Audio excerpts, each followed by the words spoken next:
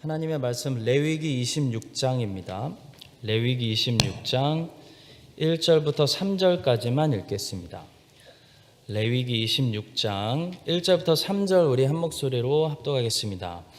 너희는 자기를 위하여 우상을 만들지 말지니 조각한 것이나 주상을 세우지 말며 너희 땅에 조각한 석상을 세우고 그에게 경배하지 말라. 나는 너희의 하나님 여호와임이니라. 너희는 내 안식일을 지키며 내 성소를 경외하라. 나는 여호와이니라. 너희가 내 규례와 계명을 준행하면. 아멘. 드디어 레위기가 끝나갑니다. 2번 남았습니다. 오늘과 다음 주에 레위기를 마무리하고요. 기도의 권세를 회복하라. 기도 권세 회복 라는 기도 시리즈를 시작할 계획입니다. 레위기는 결론을 지으면서 축복과 저주에 대해서 말씀하고 있습니다. 이 구약의 율법은 율법을 이렇게 항상 결론 지을 때마다 축복과 저주에 대해서 말씀하고 끝나는 경우가 많이 있습니다. 레위기 26장에서도 그렇고요, 신명기 28장에서도 그렇고, 출애굽기 23장과 여호수아 24장 20절에서도 동일한 말씀을 하고 있습니다. 축복과 저주. 자, 구약의 율법이 하나님으로부터 백성들에게 이렇게 다 선포되고 율법의 선포됨이 마칠 때마다 그 끝에 항상 이렇게 축복과 저주가 붙어 있는 것은 율법이 무엇인지를 아주 잘 가르쳐주는 아주 중요한 단서를 우리에게 제공합니다. 여러분, 우리는 율법이 선포된 시대에 살고 있는 백성들이 아니고 복음이 선포되고 된 시대에 살고 있는 백성들입니다. 그래서 우리는 사실 복음에 대해서 알아야 됩니다.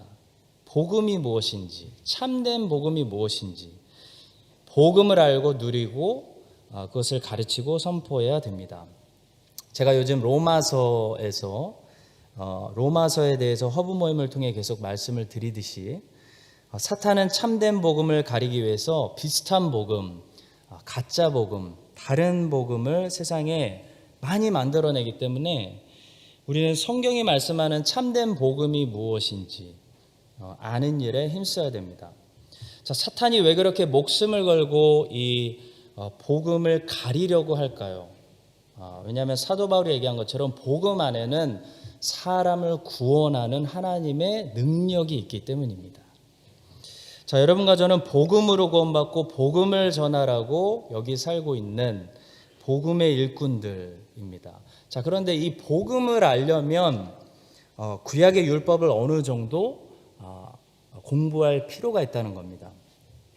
마치 낫을 알려면 밤을 알아야 되고 짠맛을 알려면 싱거운 맛이 무엇인지 알아야 하는 것과 비슷합니다.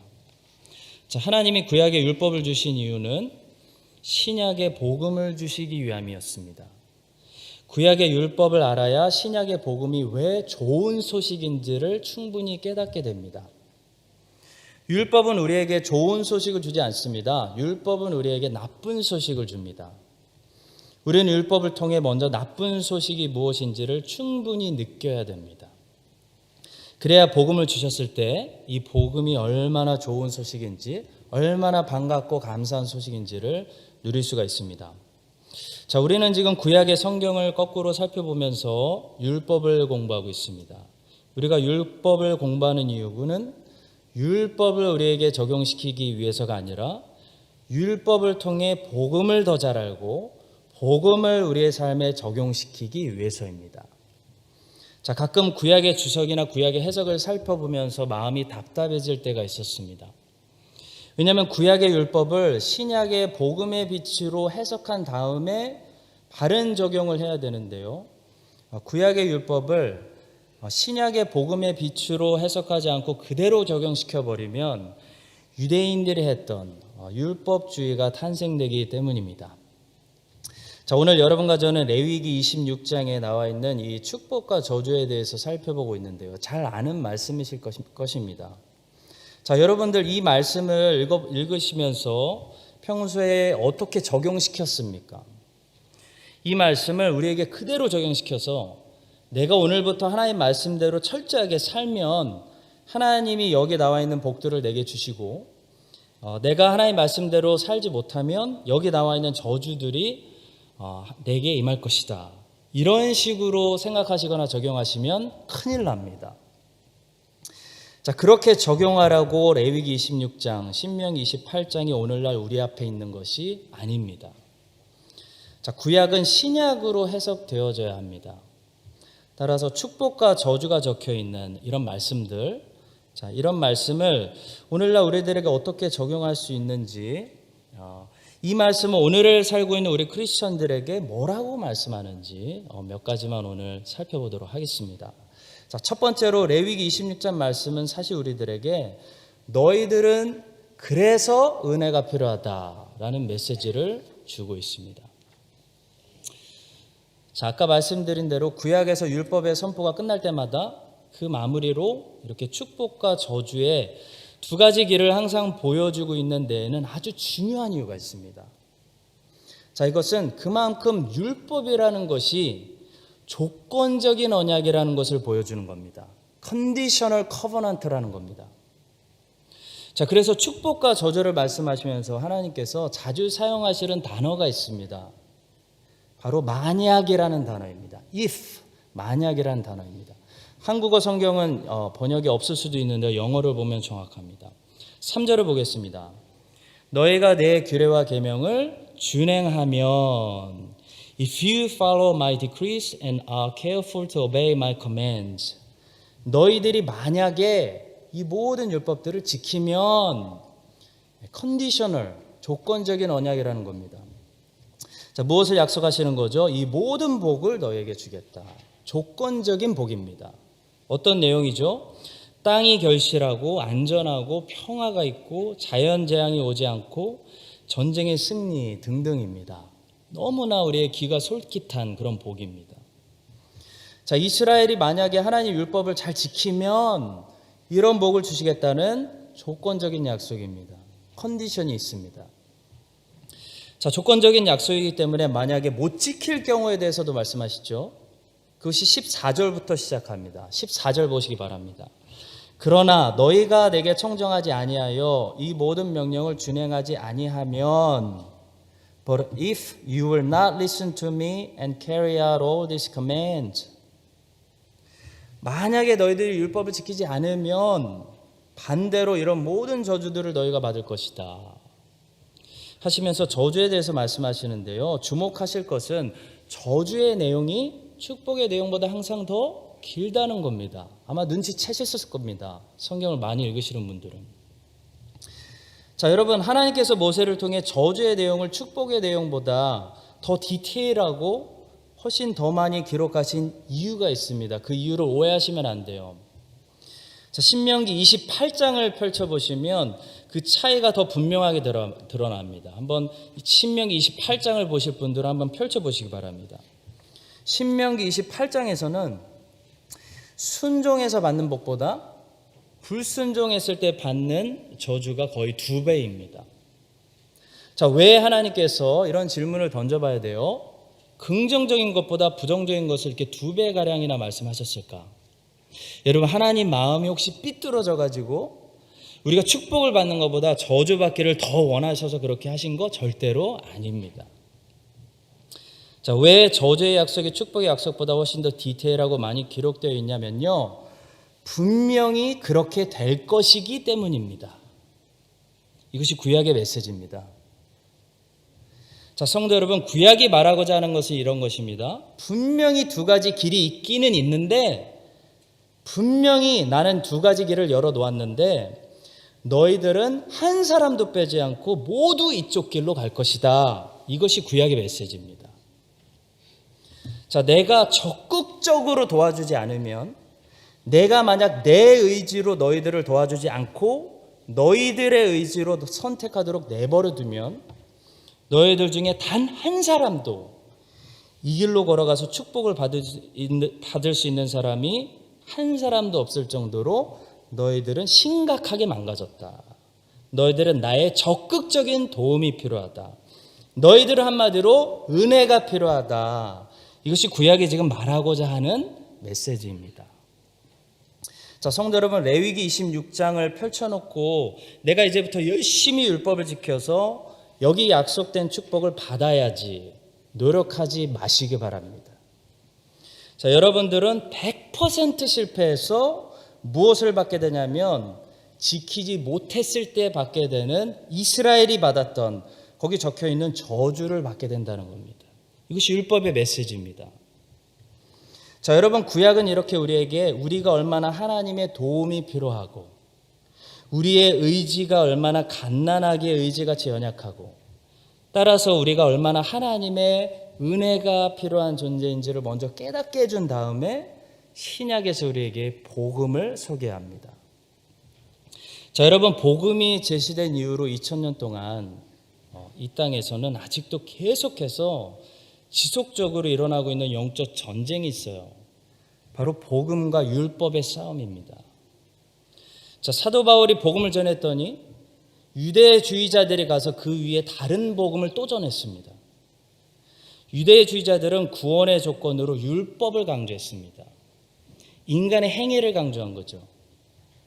자, 물론 복음도 인간의 행위를 강조합니다. 그러나 복음은 인간의 행위를 구원의 전제 조건으로 제시하지 않습니다. 복음은 인간의 행위가 구원의 결과라고 말합니다. 근데 유대주의자들은 인간의 행위가 구원의 전제 조건이라고 말했습니다. 복음만으로는 무언가 부족하니 할례도 받아야 되고 율법도 지켜야 된다. 자, 이것이 유대주의자들의 메시지였습니다. 자, 여러분, 이 싸움이 몇백 년 후에 다시 표면 위로 올라와 가지고 초대교회 당시에는 이것이 어거스틴과 펠라기우스의 논쟁으로 나타났습니다. 자, 어거스틴이 이기고 펠라기우스가 이단자가 되었습니다. 자, 여러분, 복음과 율법이 만나면 항상 복음이 이깁니다. 자, 그렇게 될 수밖에 없어요. 왜냐하면 하나님이 복음 편이시기 때문에. 펠라기우스가 이단 판명이 나자 이단자를 대놓고 펠라기우스주의를 따를 수 없었던 중세시대 로마 카톨릭 교회는 반 정도만 펠라기우스의 사상을 따르는 이 세미 펠라기우스주의를 로마 카톨릭 교회의 신학으로 받아들여 버립니다. 자, 그래서 카톨릭 교회에서는 자꾸 무엇을 강조하죠? 인간의 선행을 강조합니다. 자, 16세기 종교개혁자들과 로마 카톨릭 교회의 싸움은 결국 무슨 싸움이었냐면 어거스틴과 펠라기우스가 싸웠던 동일한 영적 전쟁이었습니다. 사도 바울과 유대주의자들이 싸웠던 전쟁과 동일한 영적 전쟁이었습니다. 복음이냐 종교냐였던 거죠. 그런데 17세기 초반에 네덜란드에서 알미니우스라는 사람이 등장해서 또 다른 이름으로 이 영적 전쟁을 일으켰는데요. 당시 개혁신앙을 물려받은 사람들은 철저한 칼빈주의자들이었습니다. 그들은 알미니안주의를 이단으로 판명했습니다. 여러분, 우리는 역사가 반복해서 동일하게 가르쳐주고 있는 레슨을 배워야 됩니다. 우리 크리스찬들은 많은 적을 두고 있고 많은 영적 전쟁을 싸우게 되는데요. 그 중에서 우리가 꼭 지켜야 할 한 가지는 복음입니다. 그런데 복음을 공격하는 것은 항상 율법과 종교입니다. 유대주의자들의 율법주의, 펠라기우스주의, 로마 카톨릭주의, 알미니안주의, 모든 이단들은 항상 공통적으로 복음을 공격합니다. 복음을 흐리게 합니다. 복음에 물을 탑니다. 복음을 변질시켜서 조금 다르게 변질시켜서 복음이 참된 복음이 되지 못하도록 합니다. 성경은 그것을 다른 복음이라고 말합니다. 여러분, 꼭 기억하십시오. 성경의 바른 해석이 곧 바울 신학이고 바울 신학이 개혁주의 신학이고 개혁주의 신학이 칼빈 신학입니다. 그러니까 나는 칼빈주의자입니다라는 말은요, 연약하고 실수 많은 칼빈을 믿는다는 것이 아니라 개혁주의 신학을 믿는다는 것이고요. 나는 개혁주의 신학자입니다라는 말이고요. 개혁주의 신학을 믿는다는 말은 바울이 해석한 바울의 성경 해석을 믿는다는 것이고요. 바울 신학을 믿는다는 말이 성경의 바른 해석을 믿는다는 것을 말하는 것입니다. 이 성경의 바른 해석대로 해석하면 인간은 전적으로 부패하고 망가져서 하나님의 적극적인 도움이 아니면, 곧 하나님의 은혜가 아니면 우리의 연약한 의지로는 단 한 사람도 하나님의 말씀대로 살아서 하나님이 약속하신 저 축복들을 받아낼 수 있는 힘이 없다는 겁니다. 거기 축복으로 가는 열린 길이 있다는 사실을 알면서도 모든 사람들이 치우쳐서, 망가졌으니까 치우쳐서 오히려 저주가 기다리고 있는, 알면서도 그 길로 걸어가게 된다라는 것이 성경의 메시지입니다. 자, 알아도 못 간다는 거에 의지가 약해서, 힘이 없어서. 자, 한마디로 성경은 우리를 어떻게 진단하냐면 우리의 인간을, 죄인들을 한 살짜리 미만의 갓난아기 정도로 보고 있는 겁니다. 여러분, 갓난아기들도요, 의지라는 것이 있습니다. 사람이니까 자유의지가 있습니다. 자유의지가 없으면 사람이 아니죠. 근데 그 의지가 너무 약해서 자기 의지로는 일어서지도 못하고요. 일어나도, 부모가 일으켜놔도 어떻게 됩니까? 자꾸 넘어지고요. 붙잡아주지 않으면 하루 종일 넘어지고 누워 있습니다. 자기 몸을 심지어 스스로 뒤집지도 못하는 겁니다. 누가 뒤집어줘야 됩니다. 근데 펠라기우스나 로마 카톨릭 신학이나 알미니안주의자들은요, 인간을 자꾸 10살 넘은 아이들 정도로 보는 겁니다. 그래서 인간이 어느 정도 자유의지를 가지고 수련해서 노력하면 선한 많은 일들을 할 수 있다, 이렇게 보는 겁니다. 성도 여러분, 우리는 한 살도 안 된 몸을 스스로 뒤집지도 못하는 갓난아기에 가까울까요? 아니면 10살 이상 정도 자란, 스스로 어느 정도 걸을 수 있는 아이일까요? 누구의 초점과 해석이 더 성경의 해석과 가까울까요? 성경은 우리들에게 완전히 망가졌다고 얘기하고 있습니다. 여러분과 제가 조금 선한 일을 흉내낼 수 있는 것은요, 하나님의 전적인 개입입니다. 하나님의 은혜입니다. 성령이 하신 일입니다. 여러분과 저를 성령께서 하루만 붙잡지 않고 내버려 두시면요, 우리는 전속력으로 지옥으로 달려가는 발을 가지고 있습니다. 자, 성령께서 지금도 우리의 죄를 눌러서 제지하고 계시지 않으면 그 제지를 조금만 풀어놓으셔도 여러분과 저의 입은 열린 무덤 같아서 악한 저주와 욕이 넘쳐나게 되는 것입니다. 자, 성도 여러분, 오늘 본문 말씀 율법은 조건적인 언약으로는 세상에 단 한 사람도 약속의 축복을 받아낼 수 있는 인간이 없다고 말합니다. 자, 그래서 은혜가 필요하다, 복음이 필요하다라고 말하고 있습니다. 이스라엘이 그 사실을 역사 속에서 증명했습니다. 증명하고 또 증명했습니다. 그것이 사사시대 350년, 왕정시대 500년입니다. 회개하고 또 죄짓지 않습니까? 복받은 길이 열려 있었는데 그 길로 가지 못하는 겁니다. 힘이 없어서.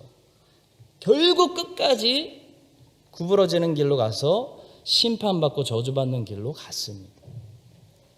자, 세상에 한 살짜리 갓난아기가 일어나서 막 뛰고 걷는 아기는 단 한 아기도 없습니다. 엄마 아빠가 도와주지 않으면요, 자기 의지로는 갓난아기들은 몸도 뒤집지 못합니다. 하루 종일 누워있는 거죠. 자기 의지로 할 수 있는 수준이 뭐냐면 그냥 팔 다리를 움직이는 거죠. 팔 다리를 움직이는 거. 자, 갓 태어난 애들은 심지어 자기 의지로 눈도 못 뜹니다. 소화도 스스로 못 합니다. 소화도 부모가 일으켜 세워줘서 소화도 시켜줘야 되잖아요. 여러분과 저의 모습이 그렇다는 겁니다. 전적으로 하나님께 의존되어 있습니다. 하나님이 우리 안에서 성령으로 선한 생각과 선한 마음을 불어넣어 주시지 않으면 항상 생각하는 생각이 뭡니까? 여러분 아시잖아요. 자신을 아시잖아요. 악한 생각입니다. 우상 숭배하는 생각, 음란한 생각입니다. 하나님 떠나는 생각입니다. 이기적인 생각입니다. 그게 우리의 망가진 상태라는 겁니다. 자, 이 사실을 믿으시고 세상 끝날까지 존재하게 될 이 다른 복음을 조심하시고 싸우시고 오직 은혜와 성령님의 그 능력을 의지해서 하나님의 능력으로 선한 성령님의 열매를 많이 맺는 여러분과 저의 거룩한 삶이 될 수 있기를 주님의 이름으로 축복합니다. 자, 두 번째로 오늘 본문의 말씀은 그런 성령님의 능력의 말씀에 순종해서 우상 숭배를 멀리하라고 말씀합니다. 자, 본문 3절부터 이제 상과 벌에 대해서 축복과 저주의 말씀을 시작하는데요. 그 전에 다시 한번 최종적으로 이스라엘이 무엇을 지켜야 되는지 하나님께서는 1절과 2절에서 말씀하셨습니다. 자, 1절과 2절에서 말씀하시는 건 두 가지라고 볼 수 있습니다. 우상 숭배를 멀리해라. 안식일을 거룩히 지켜라. 성소를 지켜라. 이 두 가지입니다. 자, 우상 숭배를 너희들이 만약 멀리하면 축복을 받는다. 우상 숭배하면 저주를 받는다라는 겁니다. 자, 근데 우상 숭배를 우리 힘으로 멀리할 수 없으니까 성령님의 인도하심을 받아서 우상 숭배를 멀리해야 된다는 겁니다. 성령님은 항상 우리로 하여금 무엇으로 이끄십니까? 우상 숭배를 멀리하는 길로 인도하십니다. 자, 저는 우상 숭배에 대해서 오늘 두 가지로 나누어서 말씀드리기 원하는데요. 오늘날에도 모든 우상 숭배들은 이 두 가지로 나누어서 이루어진다고 할 수 있습니다. 하나는 금송아지 우상 숭배고요. 하나는 바알과 아세라 우상 숭배입니다. 자, 금송아지는 어떤 우상일까요? 금송아지 우상은 내가 생각하는 하나님을 내 마음대로 믿는 것, 내가 내 마음대로 조각하는 것이 금송아지 우상입니다. 자, 오늘날 많은 사람들은 하나님을 섬긴다고 하지만 겉으로는 하나님을 섬기는 것이 아니라 자기가 만든 하나님을 섬기는 사람들이 많이 있습니다. 자, 이것은 우상 숭배입니다. 이 시대의 번영 신학을 가지고 하나님이 아닌데 하나님의 이름만 사용해서 금송아지를 세워놓고 그 앞에서 뛰놀고 정신 나가게 하고 절하게 하는 그런 거짓 선지자들이 많습니다. 자, 그들은 겉으로는 하나님을 섬긴다고 말합니다. 겉으로는 교회라는 이름을 가지고 사용합니다. 근데 사실은 돈을 숭배하고 자기 성공을 숭배하고 자아만족을 숭배하고 육신의 쾌락을 숭배하는 집단입니다. 자, 이스라엘 백성들이 시내산 밑에서 그랬죠. 금송아지 만들어 놓고 그것이 야훼 하나님이다 라고 불렀던 것과 같은 것입니다. 자, 여러분, 하나님의 이름만 부른다고 교회에 이름만 있다고 하나님을 섬기는 것이 다 아닙니다. 분별하십시오. 예수 이름을 불러도 구원 못 받을 사람들 세상에 많습니다. 주님이 말씀하셨습니다. 나더러 주여 주여 하는 자마다 천국에 가는 것이 아니고 아버지의 뜻대로 행하는 자라야 천국에 들어간다 말씀하셨습니다. 자, 그 많은 사람들은 주의 이름을 가지고 선지자 노릇했습니다. 선지자 노릇했다는 것은 지금 말로 하면 설교도 하고 책도 쓰고 부흥회도 했다는 겁니다. 귀신 쫓아내고 집회하고 별일 다 했다는 겁니다. 자, 근데 주님이 너는 너를 섬겼지 나를 섬기지 않았다. 나는 너를 모른다. 말씀하실 거라는 말씀입니다. 하나님의 이름을 부른다고 해서 다 하나님을 섬기고 있는 것이 아닙니다. 우리는 분별해야 되고 우리도 그렇게 되지 않도록 조심해야 됩니다. 자, 수많은 사람들이 하나님, 예수님, 성령님 이름을 사용하지만 자기 육체의 정욕대로 금송아지 만들어 놓고 자기 정욕을 채워주는 신으로 우상 숭배하고 있습니다. 자, 이런 사람들은 하나님을 섬기는 게 아니고 결국 자기를 섬기는 겁니다. 자기가 하나님입니다. 하나님이 자기를 섬겨주는 요술 램프 속의 알라딘에 불과한 겁니다. 여러분, 번영신학의 뿌리를 아셔야 되는데요. 번영 신학의 뿌리는 항상 돈과 건강과 관련이 있습니다. 자, 그래서 이 번영 신학 뿌리에 나오는 열매들, 번영 신학을 가지고 있는 교회들이 쏟아내는 열매들을 보시면, 집회들을 보시면 항상 특징이 있어요. 치유, 신유, 병고침, 이런 게 많습니다. 그리고 항상 이 땅에서의 성공, 자기 개발, 돈, 이런 것과 신기하게 깊은 연결이 되어 있습니다. 자, 번영신학, 영적인 눈으로 분별력을 가지고 보십시오. 꼭 돈 문제와 연결되어 있어요. 그 거짓 선지자들이 다 부자입니다. 돈을 잘 벌어요. 비행기 타고 다녀요. 병고침, 건강, 이런 것들 늘 연결되어 있습니다. 자, 왜 그렇습니까? 결국 이 땅에서 건강하고 돈 많고 그게 그들의 최종 목표이기 때문입니다. 자, 그게 금송아지를 세운 목적이기 때문입니다. 자, 겉으로 대형교회, 베스트셀러라고 다 믿지 마십시오. 성경은 분별하라고 말씀합니다.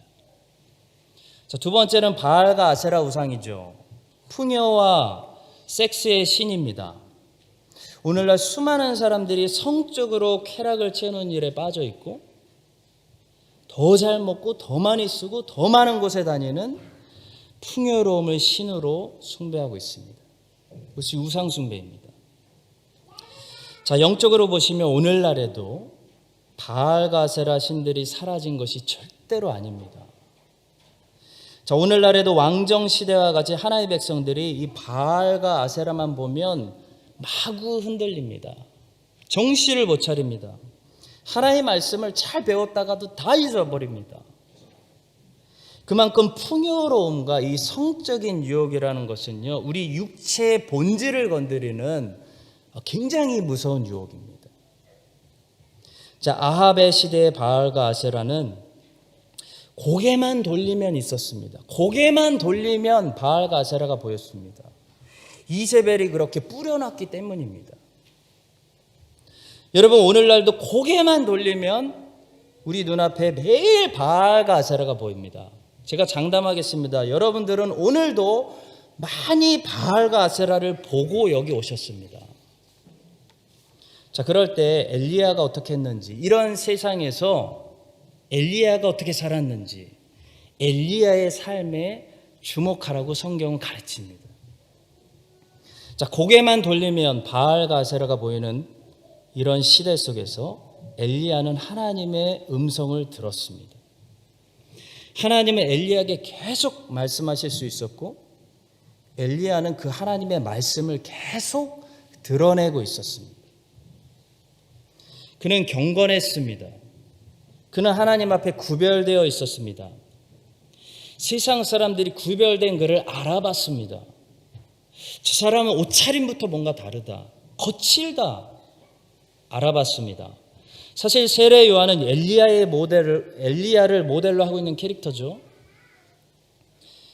엘리야는 겉모습조차도 세상 사람들과 구별되어 있었습니다. 여러분, 성경은 항상 이 간단한 원리를 우리에게 반복적으로 가르쳐주지, 우리에게 어떤 다양한 원리를 복잡하게 만들어 가르치고 있지 않습니다. 아주 간단한 원리를 반복적으로 가르쳐줍니다. 문제는 우리가 그 간단한 원리를 순종하지 않는다는 거죠. 순종하고 있더라도 또 불순종으로 가니까 또 순종해야 된다는 겁니다. 사무엘도 간단했습니다. 거룩했고 하나님의 음성을 들었습니다. 엘리 제사장 시대는 하나님의 말씀이 희귀했죠. 제사장이라는 사람이 하나님의 뜻을 분별하지 못하는 그런 혼잡한 시대였습니다. 그런데 사사시대에 종말을 찍는 사무엘이 등장해서 제일 처음으로 했던 것은 그가 여호와 앞에 구별된 사람이었다는 것이고, 나시린이었다는 것이고, 그가 하나님의 음성을 들었다는 것입니다. 여러분, 하나님의 말씀이 들려야 시대가 바뀝니다. 하나님의 말씀을 듣는 사람들을 통해 역사가 바뀌는 것입니다. 하나님의 말씀을 들으려면 다른 채널들을 닫아야 됩니다. 거룩해야 됩니다. 세속에 깊이 빠져 있으면 안 됩니다. 오늘날 하나님의 말씀의 해석이 이렇게 다양할 수 있습니까, 여러분? 그거 생각해 보셨습니까? 똑같은 성경을 가지고 하나님의 말씀의 해석이 이렇게 다양하고 이렇게 많은 잘못된 신학이 많이 존재한다는 것은요, 딱 한 가지를 말해줍니다. 그만큼 이 시대 제사장들이 하나님의 음성을 드러내지 못하고 있다는 겁니다. 그럼 왜 못 드러내고 있을까요? 거룩하지 않다는 겁니다. 세속화되었다는 겁니다. 사무엘이 없다는 겁니다. 다 엘리와 홈리와 비느하스처럼 살고 있다는 겁니다. 여러분과 제가 이 시대에 하나님의 뜻을 구별할 수 있는 말씀을 묵상할 때마다 하나님의 그 깊은 이 시대를 향한 그 애절한 마음을 가슴으로 헤아릴 수 있는 그런 거룩한 제사장들이 될 수 있기를 간절히 축원합니다. 그 뜻을 말씀으로 들어야 됩니다. 깨달아야 됩니다. 가슴으로 느껴야 됩니다. 그러면 하나님의 뜻이 나의 꿈이 되고 그렇게 하나님의 뜻을 꿈꾸는 자가 되기 시작할 때 어떻게 되냐면 우리는 요셉처럼 많은 유혹으로부터 특히 성적인 유혹으로부터 우리를 보호할 수 있게 됩니다. 여러분, 성적인 타락에 수많은 사람들이 쉽게 빠지는 분들은요, 꿈이 없어서 그래요. 비전이 없어서 그렇습니다. 하나님의 뜻을 몰라서 그래요. 하나님이 나를 어떤 계획을 가지고 계시고 나를 그 계획 가운데 어떻게 흔들어 쓰실 거라는, 그래서 나는 그 일을 위해 지금부터 열심히 준비되어져야 한다는 그런 소망도 없고 소명이 없기 때문에 죄에 빠지는 겁니다. 그런 사람들은 성적인 유혹이 탁 왔을 때 거절할 수 있는 힘이 없습니다. 내일과 미래가 없기 때문에 거절하지 못하는 겁니다.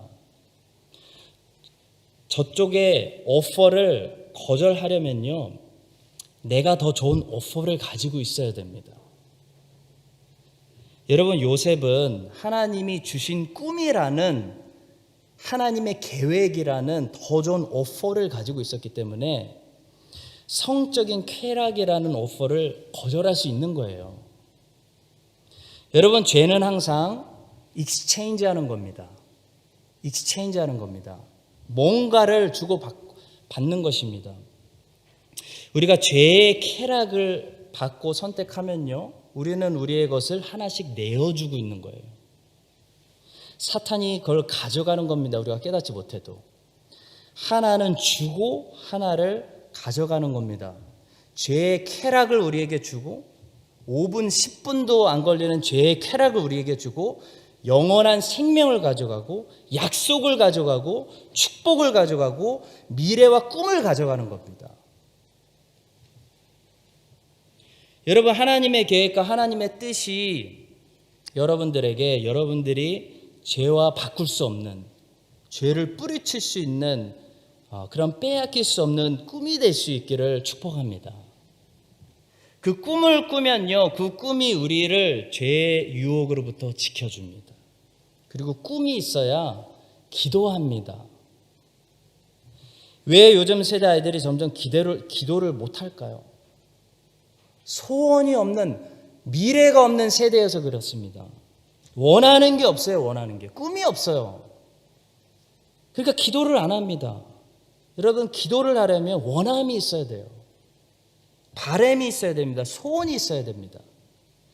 하나님의 꿈이, 하나님의 비전이, 하나님의 나라의 계획이 우리 자녀들에게 기도의 소원으로 나타나게 되기를 축복합니다.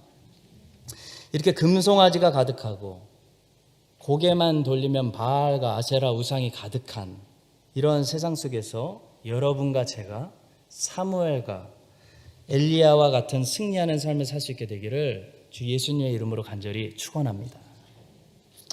마지막 세 번째로, 주님은 축복과 저주에 대해서 말씀을 꺼내시기 전에 최종적으로 안식일을 지켜라, 그리고 성소를 경외하라고 말씀하십니다. 2절 말씀이죠. 너희는 내 안식일을 지키며 내 성소를 경외하라. 나는 여호와이니라.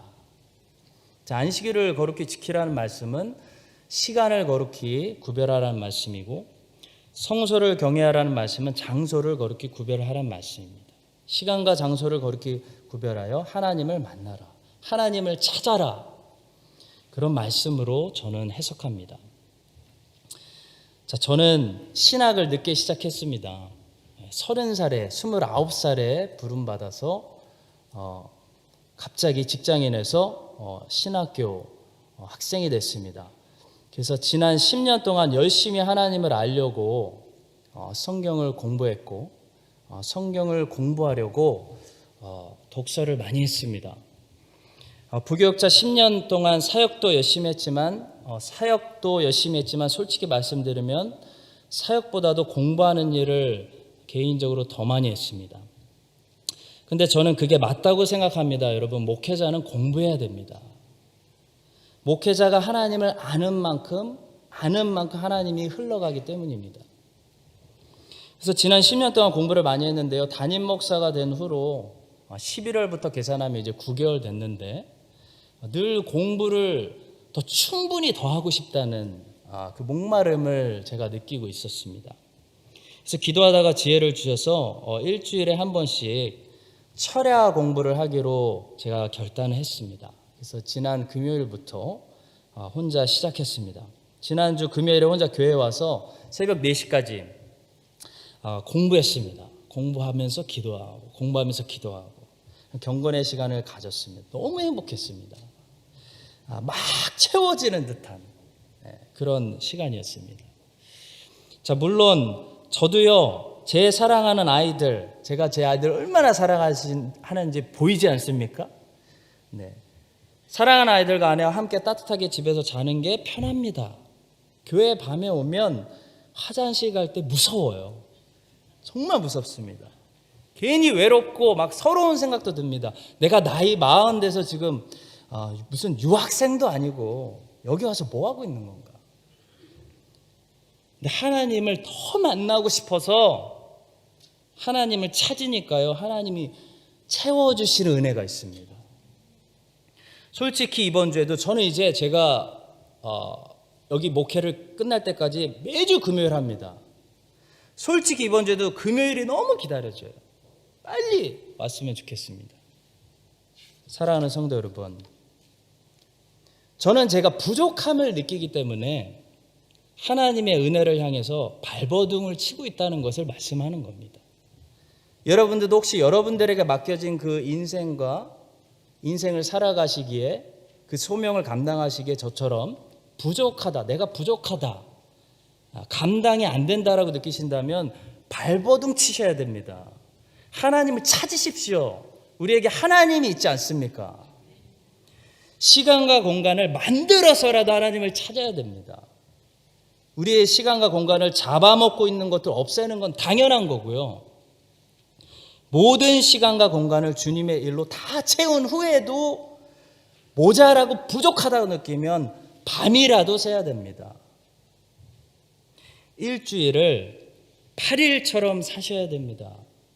여러분 보십시오. 세상 사람들은 일주일에 7일을 일하는데 우리는 일주일에 하루는 안식일로 거룩히 지키니까 6일밖에 일하지 못하지 않습니까? 그러면 세상 사람들보다 뛰어나려면 일주일을 8일처럼 사는 것이 당연하지 않습니까? 저는 항상 제 7일에 8일 스케줄을 넣고 살아가려고 노력하고 있습니다. 하나님은요, 찾는 자에게 응답하시고 구하는 자에게 은혜 주실 줄로 믿습니다. 여러분과 제가 다시 결단합시다. 도전받으시라고 말씀드리는 겁니다. 결단하고 시간을 아끼고 노는 시간 없애고 필요하면 밤새고 하나님을 찾고 말씀을 공부하고 기도하고 열심히 일하고 주님을 온 힘을 다해서 우리가 붙드는 그런 하나님의 이 마지막 시대에 깨어있으라고 말씀하시지 않았습니까? 깨어있는 늘 기도 충만, 성령 충만, 예수 충만, 말씀 충만 한 그런 깨어있는 자녀들 될 수 있기를 예수님의 이름으로 간절히 축원합니다.